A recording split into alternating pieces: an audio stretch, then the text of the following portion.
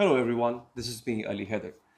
The very first trait that you're going to find in a narcissist is कि वो charmer होगा. You will feel and you will find him extremely magnetic charmer. वो आपको charm करेगा. अब चूंकि जो empath होता है वो बहुत जो जिसमें nicety बहुत ज़्यादा होती है वो receiving end पे होता है.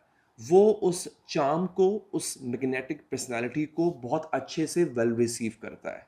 स्टार्ट यहाँ से होता है कि वो उससे इम्प्रेस हो जाता है, उसकी पर्सनालिटी से, उसके चार्म से इम्प्रेस हो जाता है. And these narcissist they have a very rare quality of impressing and putting an impression on to others, especially those who already have a strong personality. और याद रखिएगा कि ये जो नार्सिसिस्ट होते हैं ये प्रे करते हैं, इनका जो शिकार होते हैं वो स्ट्रॉन्ग पर्सनैलिटी के लोग होते हैं. They don't prey on weak personalities. अब अगला स्टेज आता है इमोशनल बॉन्ड क्रिएट करने का.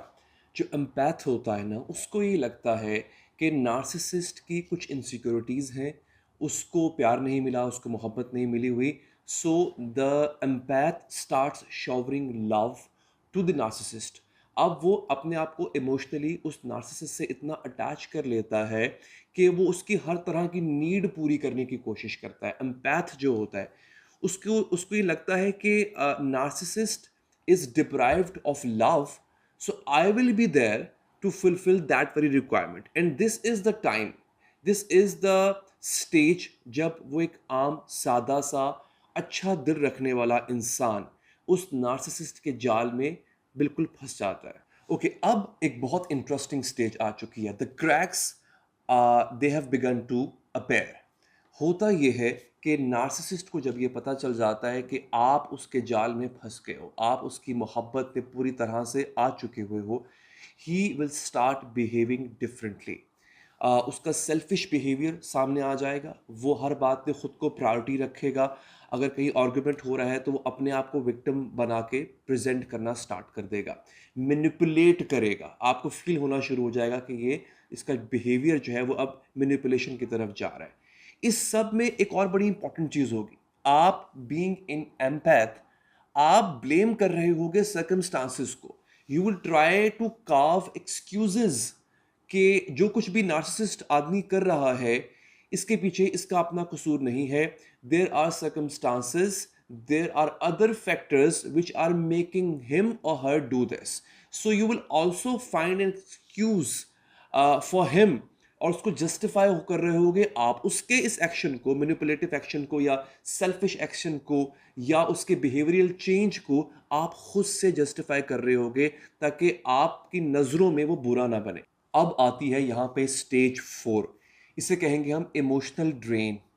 जो नार्सिसिस्ट होगा वो आपको इमोशनली ड्रेन करना शुरू कर देगा. आप इमोशनल डिप्लीशन का शिकार हो जाओगे. इसका मतलब ये होता है कि आप जितना दे रहे होगे ना एक नार्सिसिस्ट को, उसके बदले में उतना आप रिसीव नहीं कर रहे होगे. वो आपकी जो विलिंगनेस है टू गिव लव उसको एक्सप्लॉइट करेगा. आप अगर 100% दे रहे हो सो वो 20% या 30% दे लेगा. फिर वो क्या करेगा, वो इसको जब नीचे लेके आएगा, परसेंटेज ऑफ लव को नीचे लेके आएगा, आप you will start worrying about what's happening. वो 100 से 80 पे आएगा, 80 से 70, 60 पे आएगा. You will start worrying and then you will start complaining. लेकिन वो करेगा क्या, वो 60 को 65 कर देगा. तो जैसे ही वो 60 को 65 करेगा, आप दोबारा से आपके अंदर वो जो खुशी है वो वापस आ जाएगी कि चलो कुछ तो मिला, कुछ तो इंप्रूवमेंट आई. बेसिकली वो इंप्रूवमेंट नहीं है, वो आपको 100 से 65 पे ले आया है. एग्जैक्टली वो ऐसे करेगा, वो आपको फिर 65 से दोबारा वो 40 पे 30 पे लेके आएगा. आप दोबारा आप परेशान हो जाओगे, आप बेचैन हो जाओगे. आप दोबारा जब कंप्लेन करोगे वो 30 को 35 कर देगा या दोबारा 40 कर देगा और आप उस 40 पे राजी हो जाओगे बिकॉज वो थोड़ी सी इंप्रूवमेंट भी आपको अच्छी लगेगी. अब आता है 5th स्टेज और ये बहुत खतरनाक होता है, जिसमें मैनिपुलेशन होता है, जिसमें कंट्रोल होता है. नार्सिसिस्ट क्या करेगा कि वो कंट्रोल करना शुरू करेगा आपको थ्रू इमोशनल ब्लैकमेलिंग. अच्छा, वो जो रियलिटी है उसको डिस्टॉर्ट करेगा. अगेन वो आपको प्रूव करेगा कि गलती आपकी है, कसूर आपका है. He is the victim and you are the one who is oppressor. आपको विलन पोर्ट्रे करेगा और कहीं ना कहीं आप बिलीव करने लग जाओगे कि yes I am at wrong, I am the one, कि जिसकी वजह से वो इस वक्त प्रॉब्लम में है, वो अपसेट है, वो परेशान है। और आप उसको फिल करने के लिए थोड़ा सा और ज़्यादा एक्स्ट्रा माइल जाके उसकी केयर शुरू कर दोगे। वो जो इमोशनल कंट्रोल और इमोशनल ब्लैकमेलिंग है वो एट टाइम्स आपके ऊपर आहिस्ता आहिस्ता हावी होती जाएगी, ओवरवेलम करती जाएगी आपको, आपको under the burden of morality लेकर आएगा। यानी मॉरली वो खुद को अच्छा प्रेजेंट करेगा, आपको एक कंटिन्यूअस गिल्ट ट्रिप में डाल देगा। Okay, now this very stage is crucial, the breaking point. The empath, they reach at a breaking point because they started to realize कि उनके साथ हो क्या रहा है। they come to realize कि they are being manipulated, they are being used, they are being blamed for whatever they did not do। अब वो जब realize करना शुरू कर देते हैं तो then it becomes a little painful for them, the whole the going through of the pain that makes them realize कि something is utterly wrong। This is a pivot point, this is a point when they start thinking otherwise। वो कुछ सोचना शुरू कर देते हैं कि ये जो हो रहा है इसका क्या किया जाए। उसके लिए वो दो काम करेंगे, उनके जहन में दो थॉट्स आएंगी, either to break free out of that toxic relationship or to mend ways accordingly। अब यहाँ पे उनको फैसला लेना होता है कि उनको करना क्या है। मोस्ट ऑफ द टाइम इस स्टेज के ऊपर आके, ब्रेकिंग पॉइंट पे आके, वो जो विक्टिम होगा उस नार्सिसिस्ट का, वो खुद को उस जंजीर को तोड़ना चाहेगा, वो खुद को वहां से छुड़वाना चाहेगा, उस कैद से वो रिहाई पाना चाहेगा। ये जो अगला स्टेज है, यहाँ पे बहुत से एम्पैथ, यहाँ पे बहुत से जो विक्टिम्स हैं वो कमज़ोर पड़ जाते हैं। This stage is called breaking free, breaking free from the shackles of that narcissist.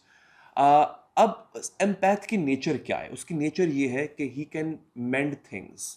उसको ये लगता है कि वो फिक्स कर लेगा। नार्सिसिस्ट बुरा है पर इतना भी बुरा नहीं है, आई गेस, क्योंकि वो उससे बहुत प्यार करता है, उसने उसको अपने चार्म के अंदर जो इंडल्ज कर लिया हुआ है, तो वो चाहेगा कि किसी न किसी तरह से चीज़ें ठीक हो जाए, किसी न किसी तरह से जो बिगड़ रहा है मामला वो ठीक हो जाए। अब वो मल्टीपल टाइम्स ब्रेक फ्री करेगा, ब्रेकअप करेगा, दूर जाएगा, but that narcissist will keep on hovering above that person. वो उसके ऊपर कहीं ना कहीं मंडला रहा होगा। तो उसका जो ब्रेक फ्री है वो अचानक से नहीं होगा, वो मल्टीपल टाइम्स वहां से निकलने की कोशिश करेगा, फिर वापस आ जाएगा, फिर निकलने की कोशिश करेगा, क्योंकि उसको कहीं ना कहीं ये लग रहा होता है एम्पैथ को कि मामला ठीक हो जाएंगे, बट इवेंचुअली ऐसा नहीं होता। तो इस पेनफुल प्रोसीजर को वो ख़त्म करता है और वहां से निकल आता है।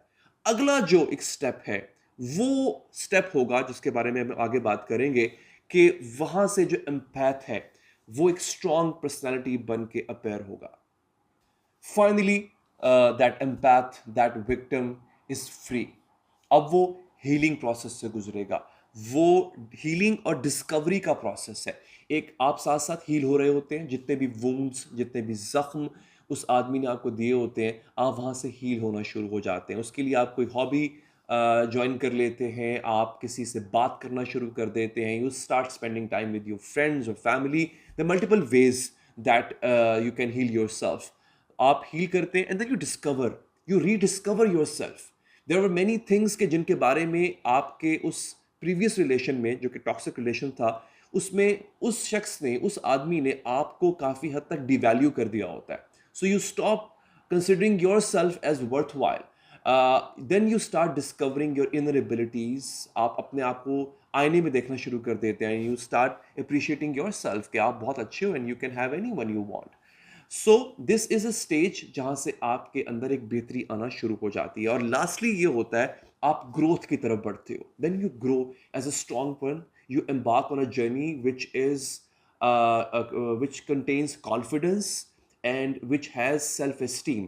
तो जब आप ये रीगेन कर लेते हो अपनी सेल्फ एस्टीम को आउट ऑफ दैट रिलेशनशिप, आपकी पर्सनैलिटी ज्यादा स्ट्रांग हो जाती है। So this is a stage from which N empath goes through by having a relationship with the narcissist। अब जो हमने आपको यहाँ पे कुछ pointers बताए हैं, there are certain traits of a narcissist, so bear this in mind that whenever you come across a person like him or her, stay away from that person, or do not let that person control you. And there's a way of escaping it. It's a whole process. Maybe you won't be able to do that overnight, but when you do that, you have to go through this process and eventually you come out as a strong person. So for further videos, do subscribe the channel and stay in touch. Take care. Bye bye.